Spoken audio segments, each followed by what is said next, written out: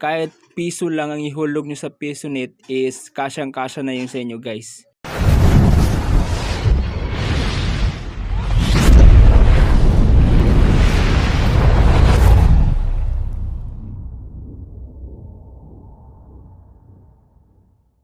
Hello guys, good day sa inyong lahat. Ngayon po ay ituturo ko sa inyo or ipapakita ko sa inyo kung paano gumawa ng sariling configuration at makakapag-internet kayo kahit wala tayong load.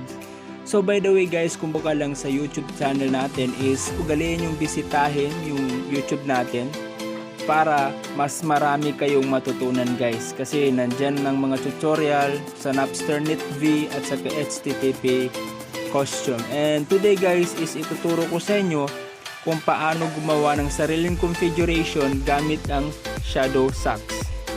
So kailangan nyo muna ng extra internet para magkaroon ng free internet. Kahit piso lang ang ihulog nyo sa PisoNet is kasyang-kasya na yun sa inyo guys. So first nang gawin nyo is punta kayo ng Chrome, then search nyo sa Chrome ang Piso VPN, pisovpn.com.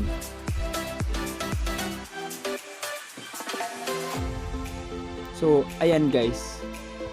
So by the way, maraming salamat pala sa website na to, kasi marami siyang natulungan na Pinoy kagaya ko, kagaya natin, kagaya mo na nanonood is maraming salamat nga pala. Shout out sa gumawa ng website na to. So after nyo makapunta dito is hanapin nyo lang yung Shodowshock Config Creator. Ayan, click lang natin yan. So ito yung mga server guys. Kung naka-globe at TM kayo is ito yung click nyo, GTM no load. At kung naka-smart token text at saka SAN kayo is ito, click nyo. So naka-globe kasi ako or naka-TM, ito dapat ang click ko. So ano ba yung custom? Ang custom naman is kung may sarili kang payload is yan ay click mo tapos ilagay mo dito. Okay? And then dahil sa naka-TM ako is ito na lang gamitin ko. So i-click nyo yung ang I am human. I-click natin yan.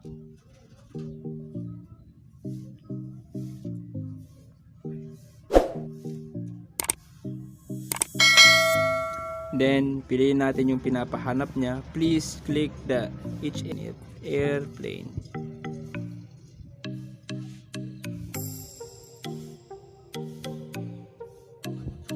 Yan.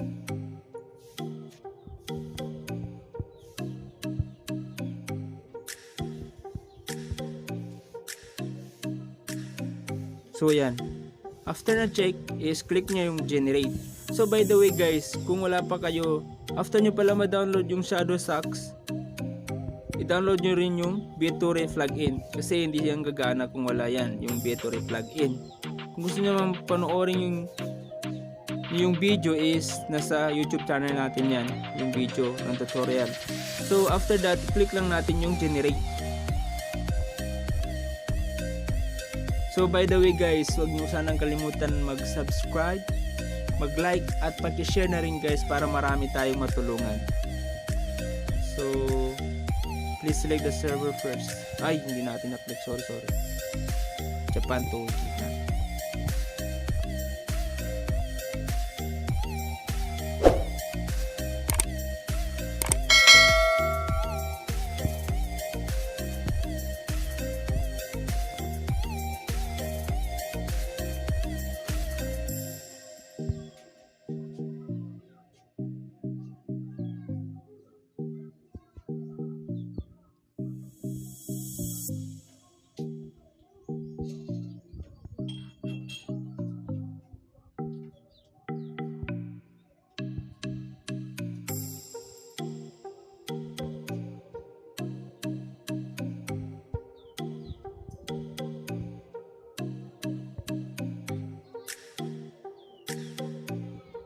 Generate. So ayan. After nun guys is i-copy lang natin. Click lang natin ang copy to clipboard. O yan, copy to clipboard.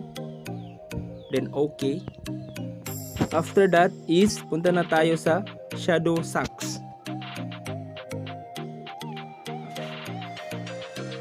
Ayan, connected ako sa Shodowshock.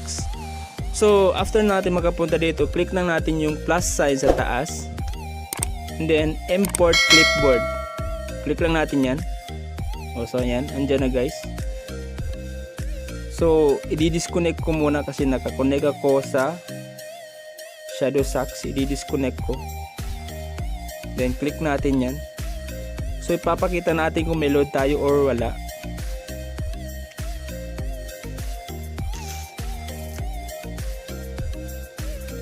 So ayan guys, kung makikita nyo is loading lang siya kasi nga wala tayong load. So using the Shodowshock is makakapag pre-internet tayo kahit wala tayong load. Globe, TM, Smart Token Text at Sun. So i-connect natin yung ginawa natin, configuration. Click lang natin. Kailangan mag-green siya guys sa gilid.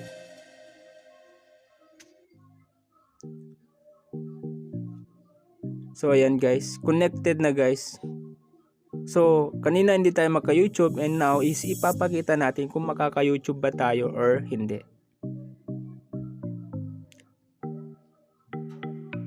So ayan guys, ang bilis. So by the way guys, if nakatulong sa inyo to is huwag nyo sanang kalimutan mag-subscribe, mag-like at paki-share na rin para matulungan natin yung mga estudyante or mga ibang nangangailangan ng free internet kahit walang load. So ayan guys. So yun lang, hope na nakatulong. Maraming salamat sa panonood. Thank you very much sa inyo guys.